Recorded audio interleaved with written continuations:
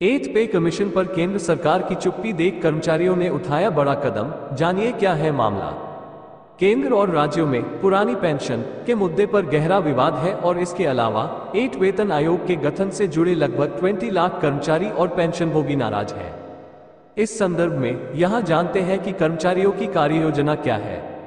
नई Delhi. Old pension scheme.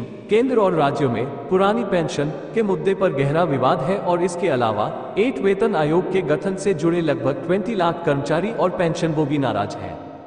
इस संदर्भ में यहां जानते हैं कि कर्मचारियों की कार्य योजना क्या है। पुरानी पेंशन और 8 वेतन आयोग के मुद्दों पर केंद्रीय वित्त मंत्री वी सोमनाथन के बयान से करीब 20 लाख कर्मचारी और पेंशनभोगी विरोध प्रकट कर रहे हैं। सरकार ने 8वें वेतन आयोग की गठन की कोई योजना नहीं बताई है, जो इस मामले में विवाद का कारण बना है।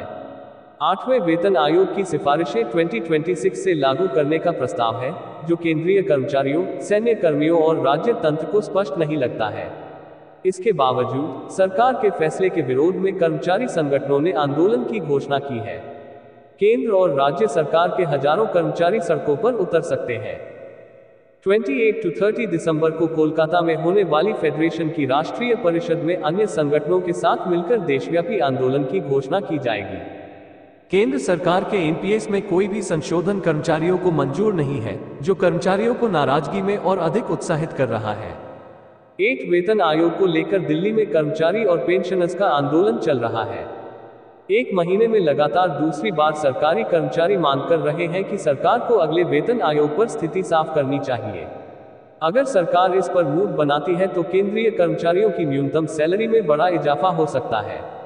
अभी तक चर्चा ये थी कि 8 वेतन आयोग नहीं आएगा, लेकिन उम्मीद जताई जा रही है कि अगले वेतन आयोग की तैयारी चल रही है। हालांकि सरकार की तरफ से इसकी कोई पुष्टि नहीं की गई है। सरकारी सूत्र बता रहे हैं सरकार इस तरफ ध्यान दे रही है।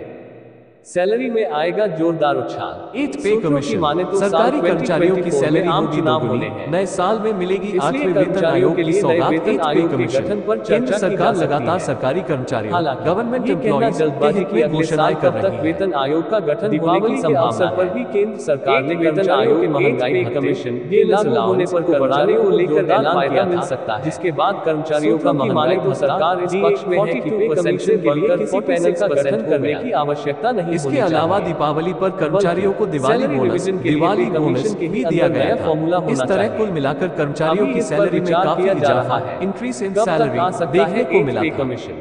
वर्तमान समय में 8 वेतन आयोग की तरफ से कर्मचारियों को 7वें वेतन आयोग 2024 में हो जाना चाहिए के अनुसार सैलरी दी जा रही है। इसके 1.5 साल के अंदर इसे लागू किया जा सकता है। अब बताया जा रहा है कि केंद्र सरकार बहुत ऐसा होने पर केंद्रीय कर्मचारियों पे सेंट्रल गवर्नमेंट लागू करने पर विचार सैलरी में जबरदस्त उछाल आने की इसे अभी तुरंत लागू नहीं किया जाएगा। वेतन आयोग उम्मीद है कि 2024 के मुकाबले तक वेतन आयोग लागू हो जाए।